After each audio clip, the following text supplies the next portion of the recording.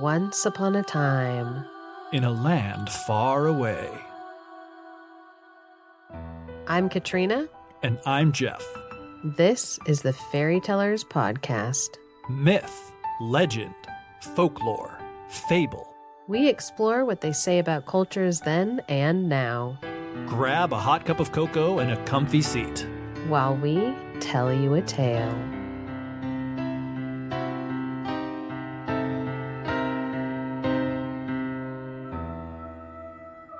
Welcome back to the podcast, all of you there at home who are hearing this in your ears. And also welcome back to Katrina from far across the country. Yeah. It was really weird getting off of the airplane. I'll tell you that, because my sleep-deprived brain was expecting me to be in a completely different airport. And so when I landed, got out of the airplane, and I was back in Ohio, I was really confused as to like what had happened. What am I doing here? Yeah.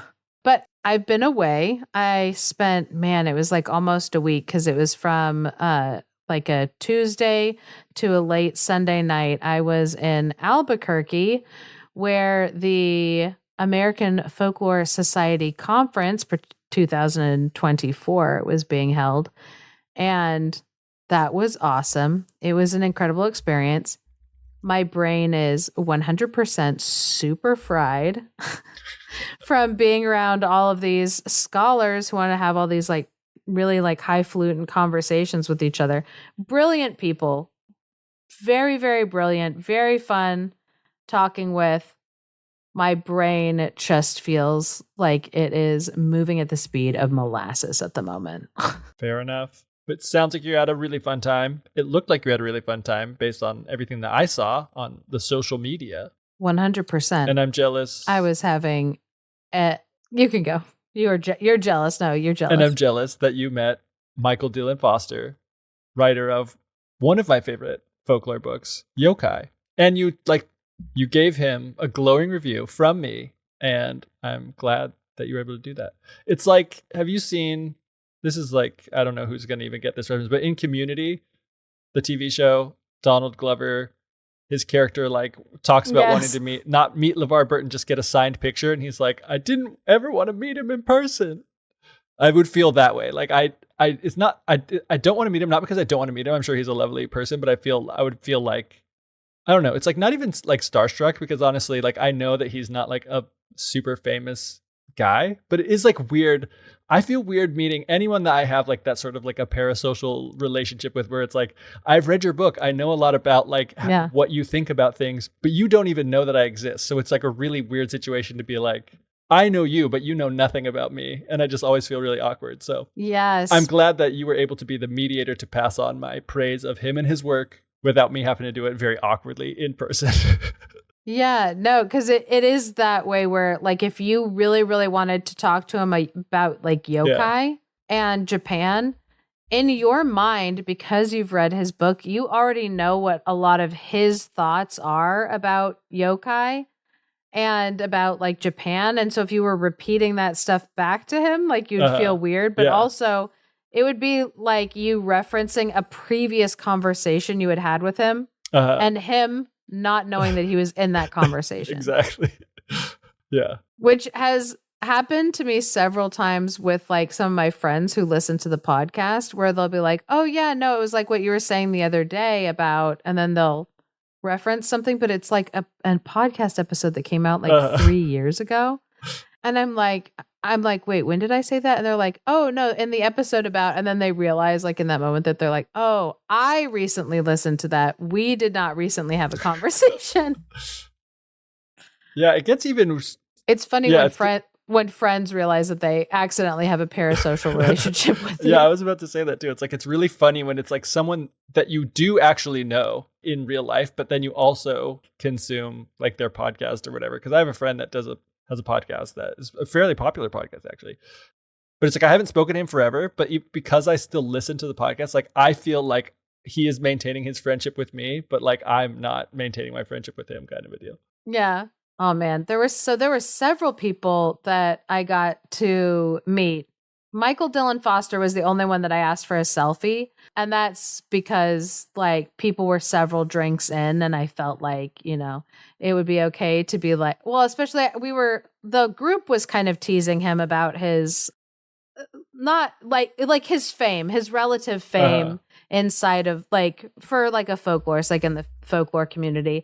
And he was kind of like mentioning that like it feels weird that that's going on. And I was like, oh yeah, no, my friend Geoff, he's one of your biggest fans. He was super excited and let me know when your second edition of your yokai book came out with like even more scholarship in it. He was very excited, and he's not even a folklore scholar or like he wouldn't consider himself like a folklorist, but he really enjoyed your book.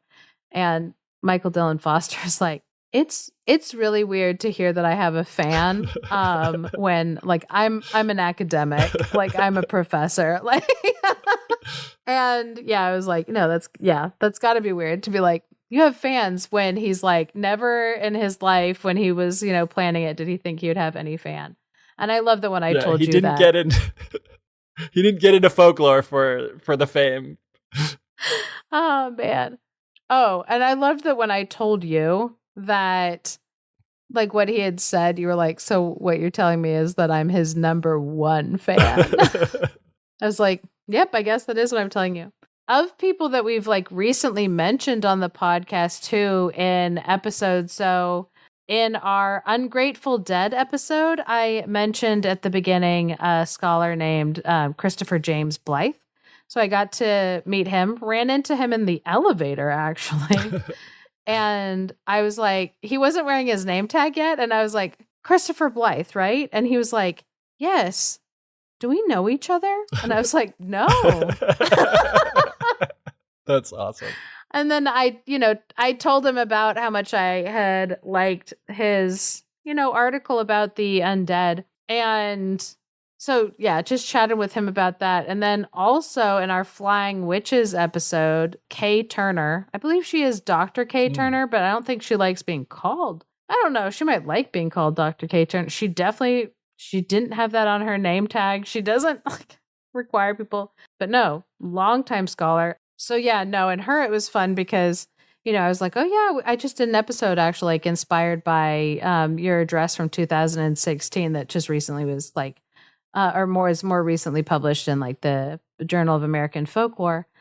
And she was like, oh, I don't think I've ever listened to a podcast. Like, where can I find your podcast? I'd love to listen to it. And I was like, oh no, please don't. And she was like, oh, why? And I was like, I'd be so embarrassed if you listened to my podcast episode where I talk about like your work and how amazing it is. And she was like, oh no, but I think that I can find it. Is it on iTunes? And I was like, it is on iTunes. So if she ever listens to that, she'll probably be, she's a very chill person. I'm sure that she'd like be flattered. It's just one of those things where it's like, when I'm gushing over somebody's like work and their brilliance, I'm not thinking that they're going to ever like listen to it. Yeah. So anyway, besides that, there were also so many absolutely amazing presentations and fascinating topics that people were like covering and talking about. And it's always sad too, because I wish that I could see every single panel and presentation that is going on, but there is so much stuff that they have like packed in that there's basically like no way to see every single thing. And I want to consume it all. It's incredible. So I thought today, since my brain is absolutely and completely fried, that we would talk about some ghost stories inspired by me going to Albuquerque. Did I see any ghosts? That's the most important question. Not that I know of. I don't think that I saw any ghosts while I was there, which, always a bummer. I've been going to haunted spaces trying to see a ghost for many years, and I haven't seen one yet, and it's okay. I don't ghost hunt. I'm not Zach Bagan. I'm not ghost hunting. But, if I ever do, I'm open to the experience of seeing ghosts, but I'm not going to go out there and like scream at things. I just do end up going to places that have historically been haunted. But One thing that I think is particularly interesting about Albuquerque when we're talking about like haunted spaces is the age of the ghosts in the ghost stories. This is something that I've read a lot about, which I think is really, really interesting because there is usually like a kind of time frame cutoff of when ghosts are about. There's a dog scratching at my door. Just kidding. Scratches coming from inside the walls. Am I being haunted now? And what's so interesting to me about like kind of the age of the ghosts in Albuquerque is that the majority of the ghosts there are only after it started to be settled in the like late 1700s and early 1800s. So this was a space that was being settled both by and like colonized by like the Spanish, Mexican government, and then the United States government when the territory like got crossed over.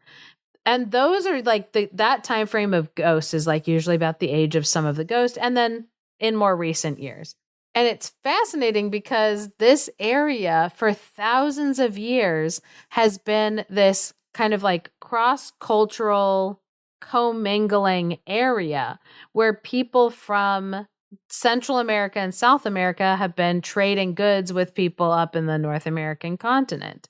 And there's evidence of that in places like outside of Albuquerque, but still in that New Mexico area, like in Chaco Canyon, where there is remnants of hot chocolate drinks and feathers from parrots and shells that are found, you know, like down in coastal regions.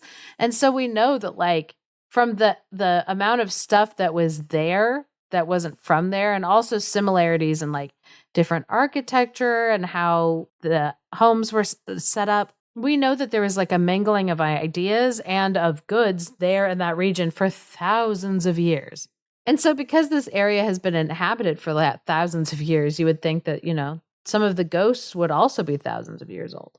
But surprisingly, no. Surprisingly, no. There's a logical explanation for it because they've been around and been ghosts for so long, they've had plenty of time to finish their unfinished business and move on. Yes, this is true. Or, more likely, the very interesting thing that you're going to talk about, and not that. Oh, no.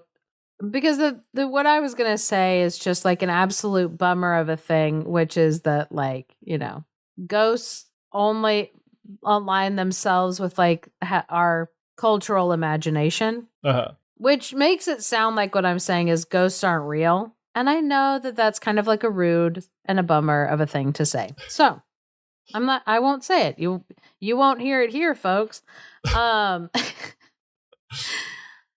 There's just, it's really interesting when you look at like the age of ghosts, or you look at the gender of ghosts, or you look at the race of ghosts. Like, it's really, really interesting.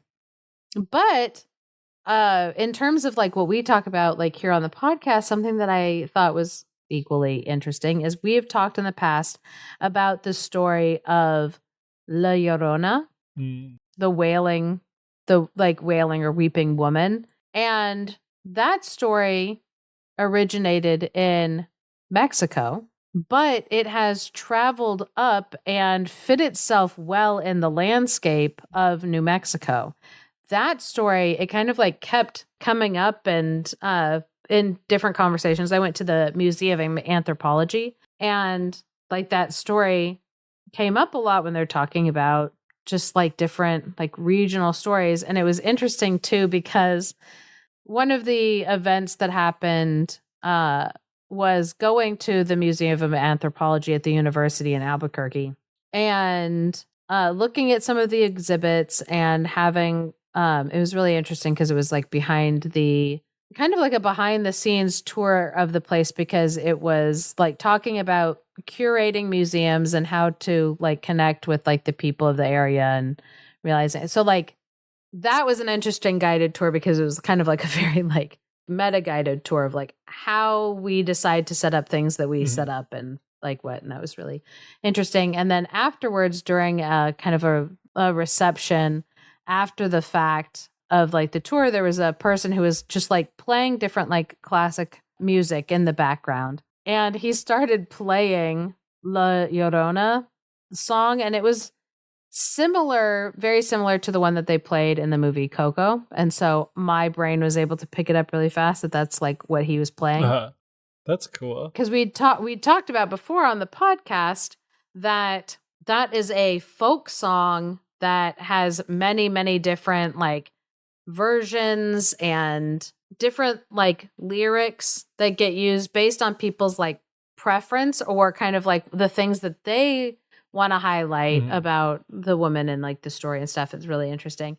And so that kept popping up. And it's because, and in case people have like forgotten really quickly, the story of La Llorona, it's slightly different in Albuquerque than it is in Mexico, but only in that instead of it being this very clear distinction between like, oh, the woman was like a poor native woman, but she was very beautiful.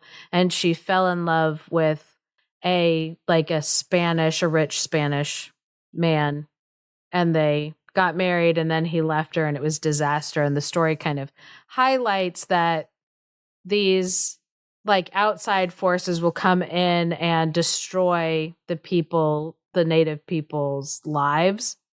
In New Mexico, in that story, it is this, again, kind of like a more impoverished local person and a rancher, a man from like a rich generations back ranching family, which I thought was really interesting. And again, he like is planning on like leaving her for another woman. He's like lost interest with her after she's had a couple kids and is like, wants to be with somebody else. And she, in like a fit of rage, drowns her children. Realizing what she does, she dives into the water after them and like she drowns in the Rio Grande. And because there's a big waterway, the Rio Grande, that goes through Albuquerque. And it is really prone to like flash flooding because it's where the water goes from all around when there is heavy rainfall. And so the river is known to like swell up and go off like the banks and, kind of like destroy things and pull everything like in. And so I thought it was really interesting because the city is founded around this big like waterway, because there are tensions between people who are locally there trying to make a living, trying to make things work. And then you have these like really wealthy ranchers who take advantage of resources in the area. It's just interesting how this story takes on like a different flavor, but very much influenced by the stories of Mexico. Yeah, that is super interesting. So that was something that I thought was super, super neat. But it's a story that, we've heard before. So I wanted to talk about just two places that I went that have like haunted stories behind them.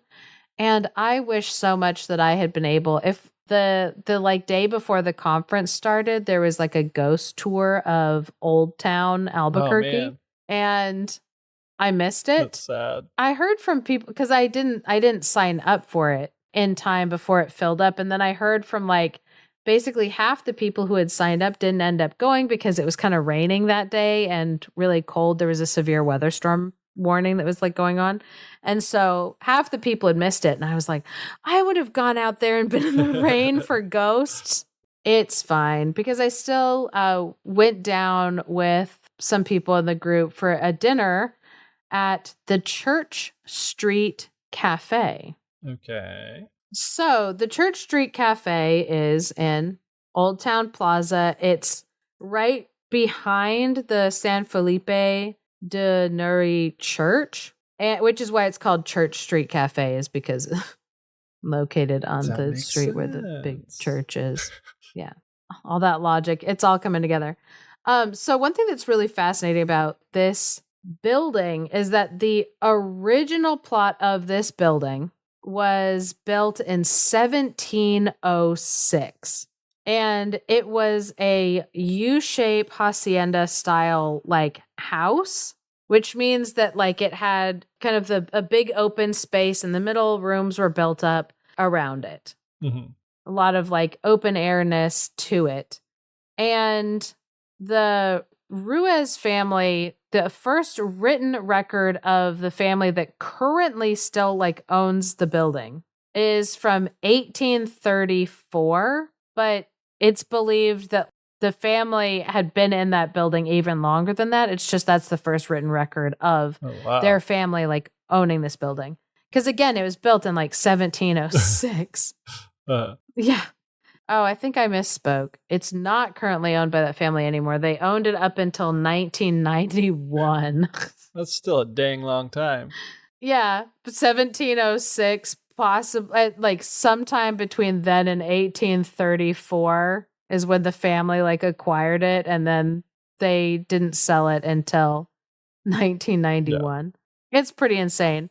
And so there have been several times where the house has needed like different renovations, which I'm like, well, yeah. Yeah. When you build something in 1706, it's going to need like times of like renovation. And so some of the renovations that occurred like had occurred back in like 1920 because there was a really bad flood that had happened that had started to like collapse some of the walls. And so there had been like all of this like weakening. So one of the first ghost stories that was talked about after the home was sold in 1991 was the first owner was trying to like fix up and retrofit the house, making sure that they could get like a roof on top of it and like all this stuff. So Marie was the person who had bought this house. So after she had purchased this house and was like trying to fix it up, she had hired a contractor to help do some of these repairs. And so as she was like walking around with this contractor, she suddenly heard this like female voice like behind her just like start shouting. And the voice was insisting that Marie remove the contractor from the property.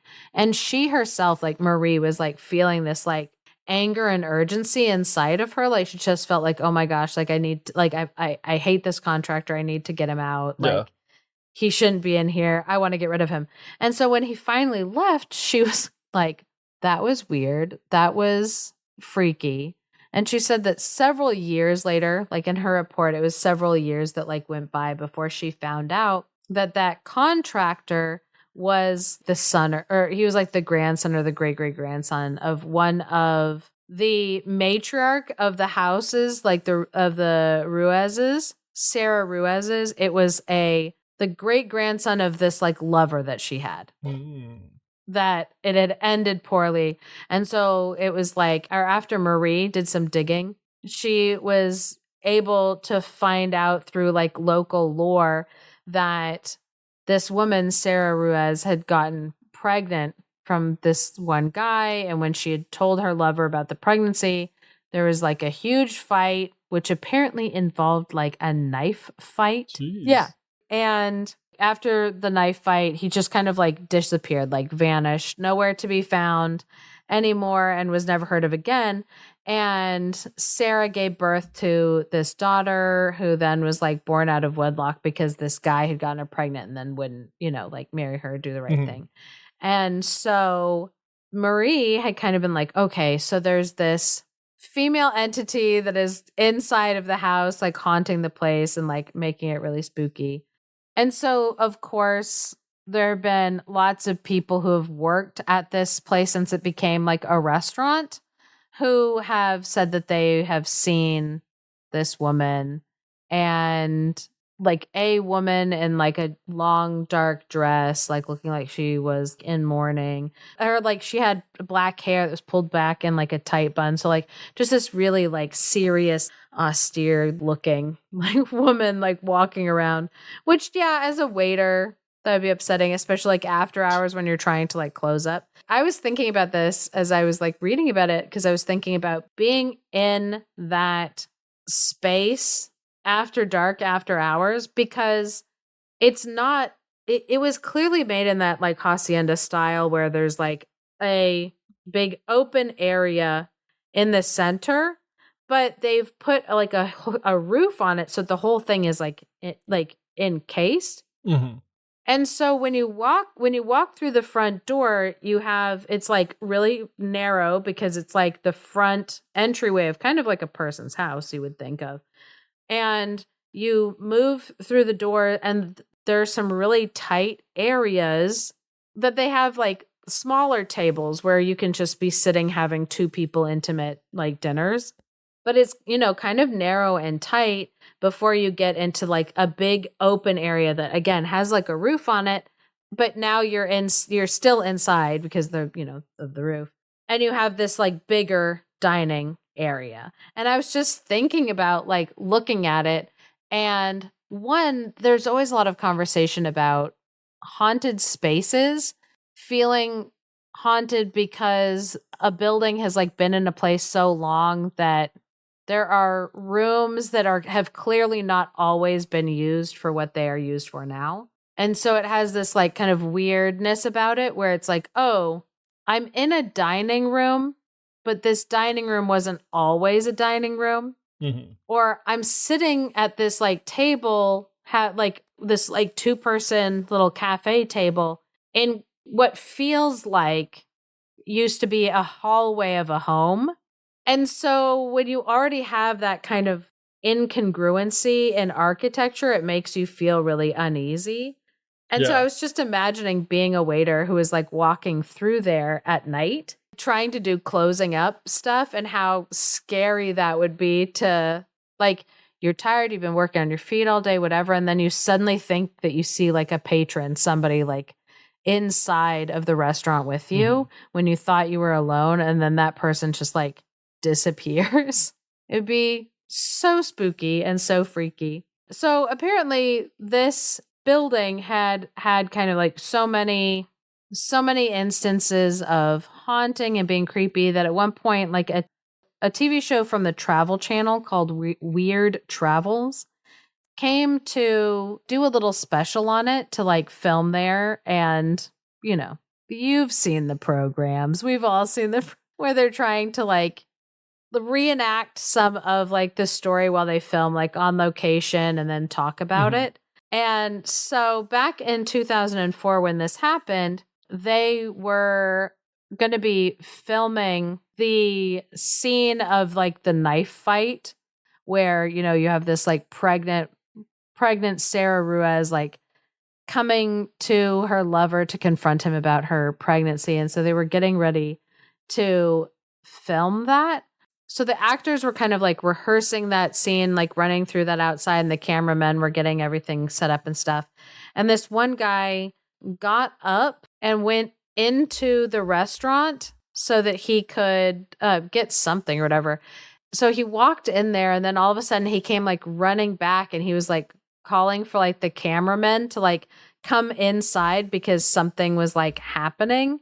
And by the time they got like the cameras like back into the restaurant to try to film like what was going on, like it was just like servers were standing around staring, and there was just like broken glass and forks and knives that had been like the silverware had been like chucked like all around the room. And the servers and the guy had said that like when they had walked into the room while the people were rehearsing like the knife fight outside, they had walked in that room and all that stuff was just like being thrown through the air, like with just like angry energy, poltergeist stuff. So the theory is that Sarah Ruiz like didn't like them being outside practicing and reenacting like what had happened to her. And so like she had been throwing stuff around. That was like the theory. A traumatic moment from her life. And the thing that I was reading, which I should mention, like where I got this story. It's Ghosts of Old Town Albuquerque by Cody Polston from the Haunted America series. So he noted that the fight scene never made it to the final cut of the show, that they just did not end up using any of that like footage, whether it was because like it didn't work for the show, Mhm. or the people, I don't know, maybe their cameras at their memory cards got destroyed. I don't know. Nobody knows. We'll never know. We can make up lies though. Yeah. But it didn't end up getting used in like the final edit of the show that had that. So thought that was super interesting. I can say that while I was there, I had an absolutely lovely dinner. The Church Street Cafe was incredible. Incredible drinks, incredible vibes. They had live music being played, which was lovely. And inside that big center room, there's this like central hearth fire. And there is like mosaics on the wall, lots of really interesting stuff to look at, which apparently sometimes the ghosts like rearrange some of the stuff that's like on display. Well, they'll come in the morning and things have been like shifted and like moved around into like different tableaus. So apparently Sarah Ruiz still likes to redecorate. So the second place that I went to that was supposedly haunted, I think that this one is particularly interesting. This was not the hotel that I stayed at, but several of the folklorists at the conference, because it was only like a block and a half away, so several folklorists went and stayed there because it was close enough, probably at like a cheaper price. And it was funny because the one person that I walked over to the hotel with him, he was like, "Oh yeah, and I wanted to stay there because it's haunted." And I was like, "Is it really?" And he was like, "Yeah, of course. Like everything out here is haunted." And I was like, "Perfect." And I was like, "Did you feel like you're being haunted?" And he was like, "No." He was enjoying the vibe. So the hotel right now is called the Hotel Andaluz, but it was originally owned and built by Conrad Hilton of Hilton fame, which I did not know. I did not know that Conrad Hilton was a New Mexico native. Nor I. So Conrad Hilton actually honeymooned in Albuquerque with Zsa Zsa Gabor back in the 30s. Oh my so gosh. These are high-end ghosts that we're dealing with here.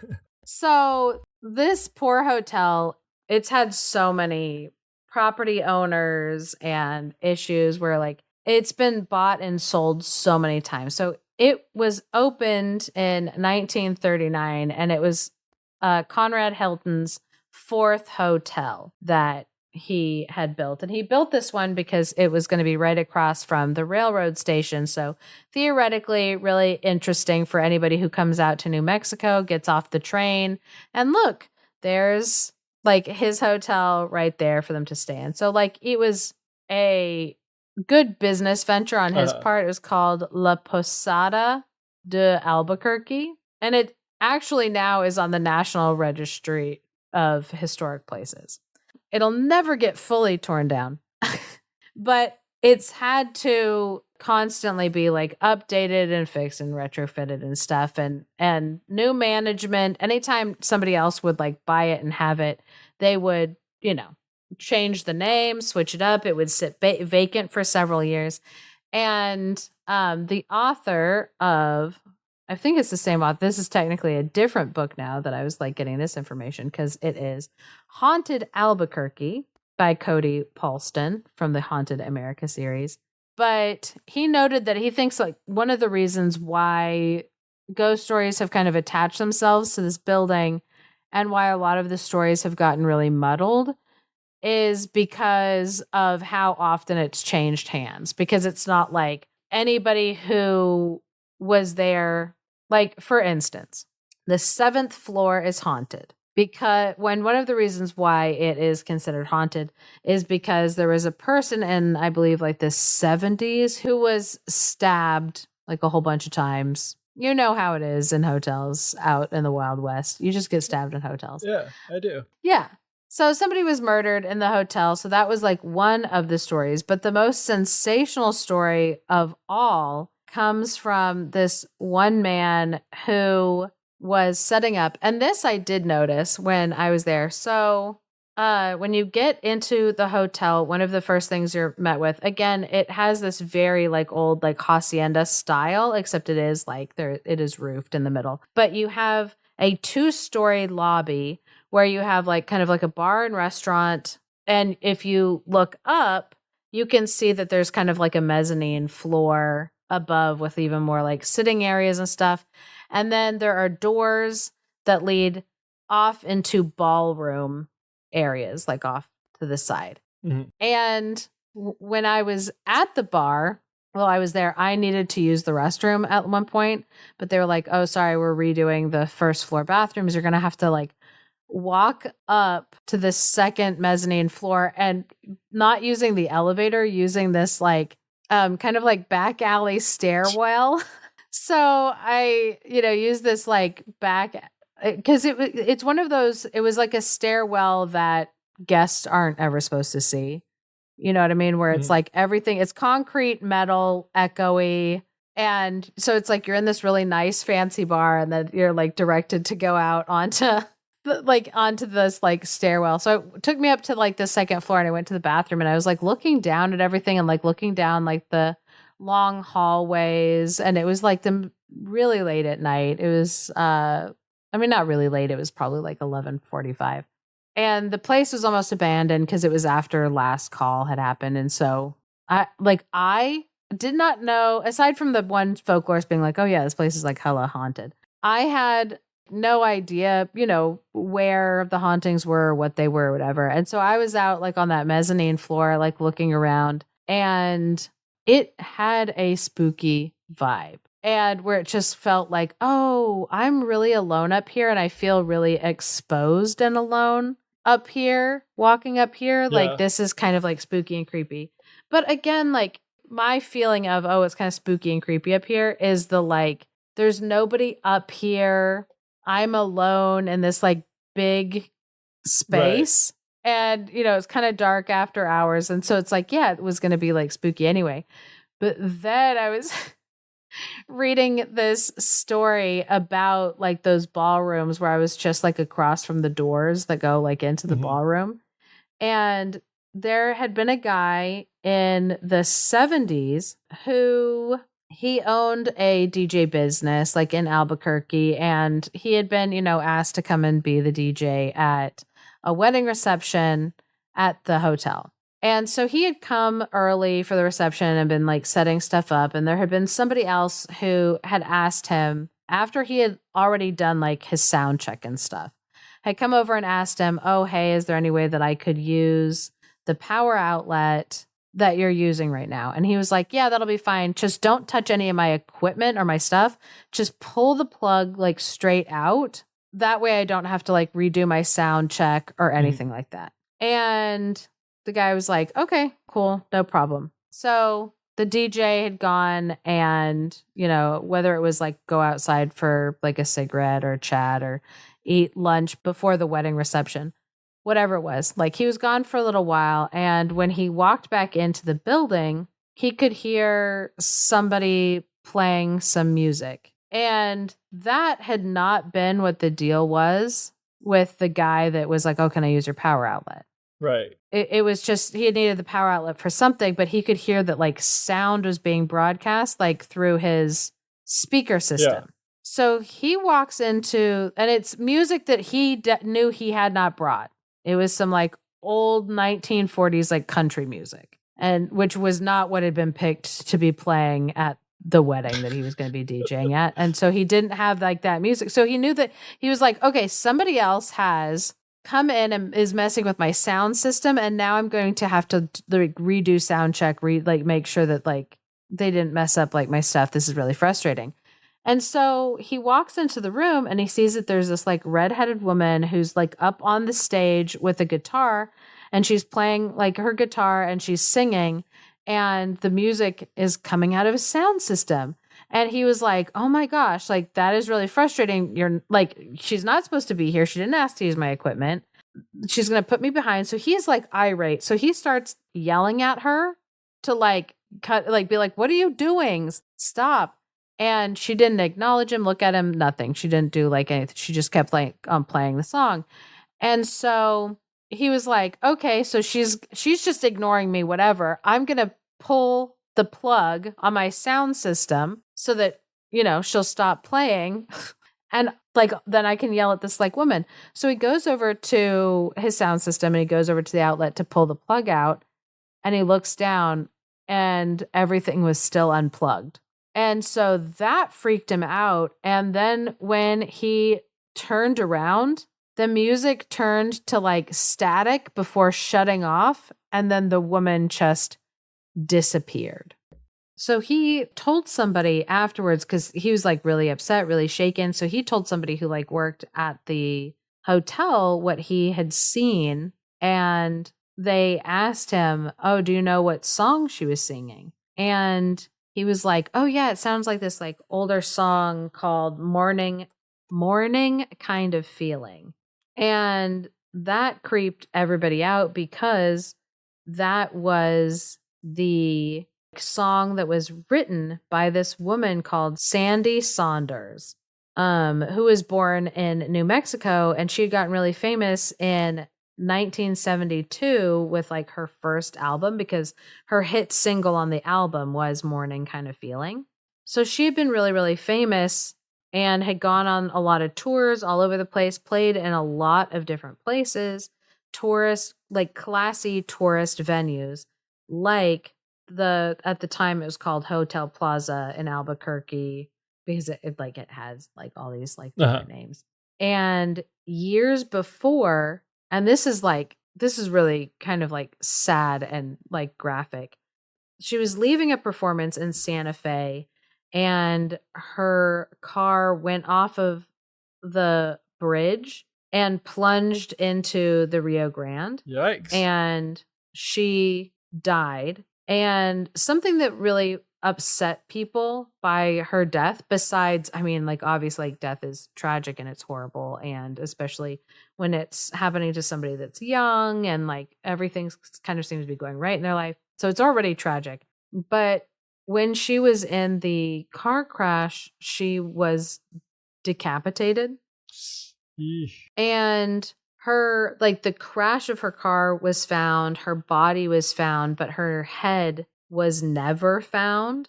And there's different ghost stories that involve her.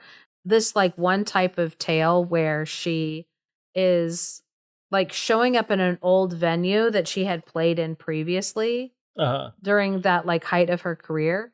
Those stories were really, really common, but I thought the second type of story that she pops up in is super fascinating because even though the cause of her crash was never known, it was never like fully solved, it was kind of assumed that what had happened with it was that she had probably fallen asleep at the wheel. Right. Because it was like she had finished a show. It was early hours of the morning, driving out of Santa Fe, like leaving. And after like a really rigorous like schedule of a bunch of stuff. So it was assumed that she probably had, fallen asleep like at the wheel. So the second group of stories that involve her, and they happen all along the stretch of the I-25, but especially around any bridges, is there's a bunch of stories of drivers who are driving down that road reporting that like, they had been having a long day, like truckers that have been like having a really long day and going down the road, or people getting home late, teenagers that are like driving home like really late, different stories like that. And they're starting to feel sleepy and like they're, about to pass out as they're driving. And suddenly in their rear view mirror, they will see just the head of a woman in their back seat. Ugh. The terror of that, of like that split second of looking in their rear view mirror and seeing just a severed woman's head, will keep them awake for the rest of their drive. Yeah, I would imagine. So she's like doing them a favor, really, is what you're saying. So that they don't end up just like her. Exactly. That like the haunting that's like going on is this kind of benevolence where it's like, oh, you don't want to end up like me, like young and in a car crash from like falling asleep. Let me keep you awake by like terrorizing you. So I hope that everybody enjoys the little spooky stories that we are telling, the like little regional ghost stories. I really, really enjoy regional ghost stories. So I was really upset when I didn't get to go on the ghost tour that had happened. And then I really didn't have the time to read up on the like ghost stories from the area until after I had left the area. Right. And I was kind of like, oh no, like it would have been really cool to like do a tour. And so I was saying to like another folklorist that was there that I was like, oh man, like I'm really disappointed I didn't get to go on the ghost tour, like get to kind of like focus on haunted areas, which is funny because like I don't fully believe in ghosts unless it's dark outside, and then I very much believe in ghosts. But I really, really enjoy hearing about ghost stories. It's like a way to engage with like the history of a place. Yeah. In a way that I find just really fun and like fascinating, you know, hearing about, For sure. this building is crumbling down because it's been flooded so many times, like when the Rio Grande has like come up and receded. And I'm like, oh, okay, that tells me something about like the landscape. Or, you know, when people are like, oh yeah, like Conrad Hilton built this hotel because he was a New Mexico native before he like made it big. I'm like, I didn't know that. Like, that's super fascinating. Lots of famous people came in and out of this area and they would stay at this hotel because like it was just really fancy for its time and like really nice. I'm like, oh, that's super fascinating and interesting. And so I was sad that I couldn't go to these things. And this folklorist was like, didn't you just move to Ohio? And I was like, yeah, I did. She was like, they've got ghosts all over the place out there. You'll be fine. They have ghosts where you live. And I was like, you know what? She's right. And so I made a commitment to myself that what I'm going to do is start looking for the ghosts that are local and in my area for me to enjoy. And this is also a call for you to remember that you don't have to travel anywhere to find ghosts. There's probably ghosts close to where you are right now. Maybe they're right behind you.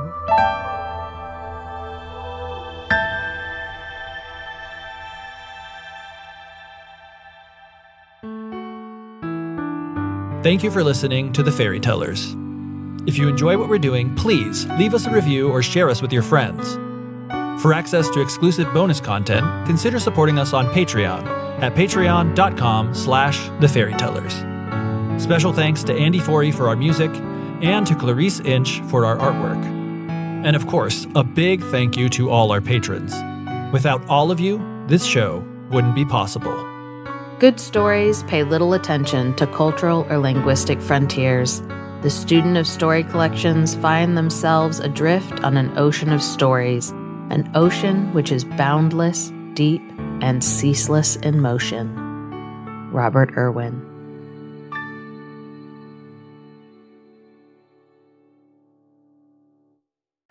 The joke fell somewhere, and I was like, I'm enamored of you. I didn't say that.